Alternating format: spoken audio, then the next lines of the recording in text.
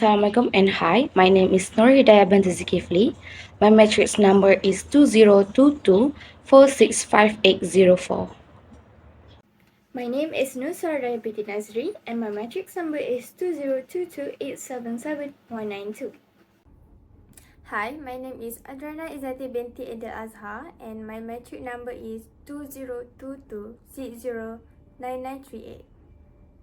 My name is Sitina Aina binti Hasbullah and my matric number 2022620148.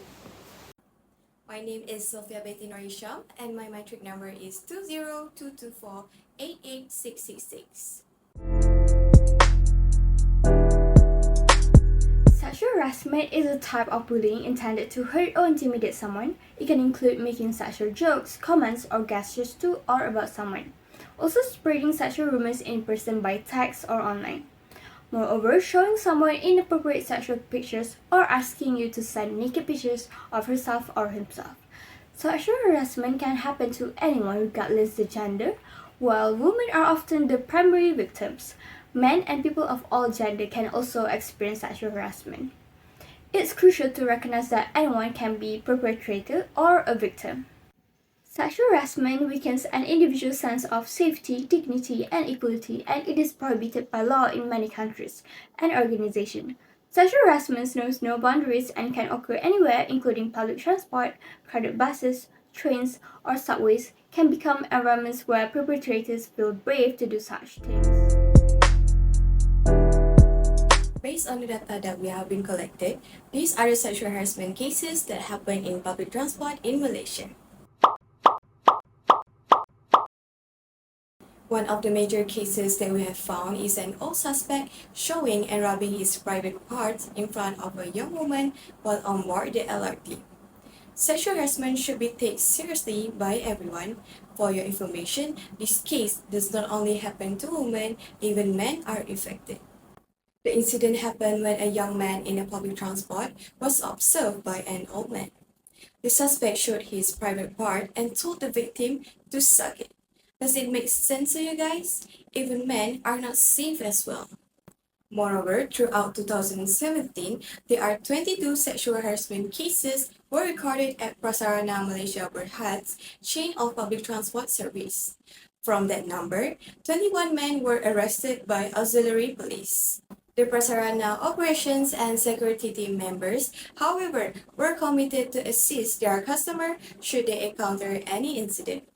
In most cases, perpetrators were caught within several days after the incidents were reported.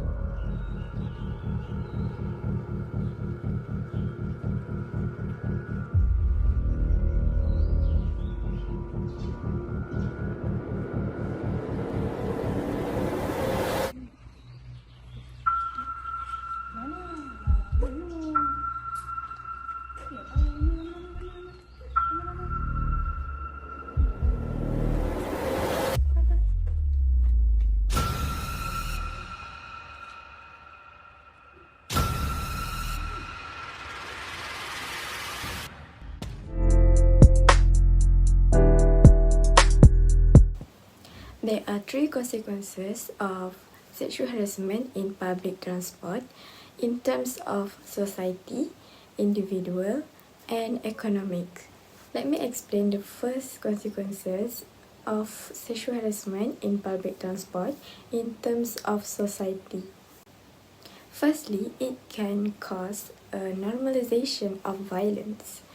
It is because when sexual harassment in public transport becomes normalized, it keeps a culture of violence and discrimination. By ignoring these acts, we actually send the message that such behavior is acceptable, which is deeply problematic. It destroys the value of respect, dignity, and civility that should be upheld in public spaces. This normalization not only encourages offender but also creates an unsafe and unwelcoming environment for everyone. Secondly, it can also cause gender inequality. Sexual harassment in public transport strengthens harmful power dynamic and maintain gender inequalities. It creates an environment where women feel unsafe and their safety is threatened. This can have a significant impact on their confidence and freedom to fully engage in society. It is important that we address this issue and work towards creating safe and inclusive spaces for everyone to travel without fear. Now, let's discuss the impact that sexual harassment on public transportation has on individuals, which is mental health issues. Sexual harassment on public transportation frequently leaves victims with severe mental health issues. Feelings of helplessness, fear, and anxiety can result from a violation of someone's personal space and boundaries. These horrific events can leave victims with despair, post-traumatic stress disorder, which is PTSD, and other mental health problems. Moreover, their entire well-being and quality of life may be severely impacted by their ongoing fear of harassment. Next is lack of confidence and safety concerns. Sexual harassment on public transportation, particularly for women, undermines passengers' sense of safety and confidence. Victims may find it difficult to use public transportation and might go for less practical options in order to avoid harassment. This creates the problem of limiting their movement and fostering a fear and avoidance spiral. The acceptance of harassment can also contribute to the cycle of abuse by creating an environment in which victims are reluctant or ashamed to report incidents, which can result in silence. So now let's talk about the impact on economy. Impact on local businesses and tourism. Sexual harassment on public transportation can also have a negative impact on local businesses and tourist industry. When it comes to making it easier to go to commercial areas, tourist attractions, and cultural events, public transport is essential. However, if people feel that using public transport is uncomfortable due to concerns about harassment, they may choose not to do so, particularly if they are tourists or visitors. A decline in consumption could have a negative impact on the financial condition of communities that depend on tourism and business. It might also lead to less foot traffic and less money coming into the local businesses, restaurants, and tourist attractions. Next, in terms of economic, it can cause a cost of alternative. It is because victims of sexual harassment in public transport often seek alternative transportation options to avoid further harassment. Unfortunately, these alternatives, such as ride-sharing services or private transportation, can be more expensive compared to public transport. For individuals with limited financial resources, these additional expenses can create a significant economic burden. impacting their ability to meet their essential needs like housing, healthcare, or education. This can further keep socioeconomic inconsistency and contribute to cycles of poverty.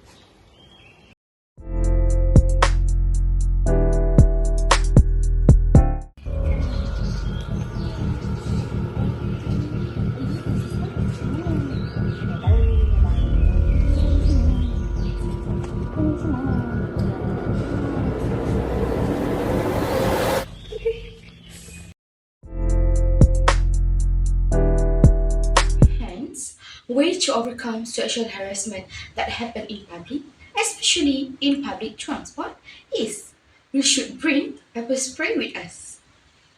So, what is pepper spray? Pepper spray contains an inflammatory compound called capsaicin. When it gets into an individual's eyes, it burns, hurts, and makes them cry. Although most people's symptoms go away in 30 minutes or less, others must still have more serious consequences that could lead to temporary blindness. Therefore, it's convenient for us to bring the pepper spray anywhere as we can keep it in our bag, make it as a kitchen, as long as we can reach for it. Provenly, bringing pepper spray is the easiest way to fight or avoid sexual harassment in public transport, especially when we are alone.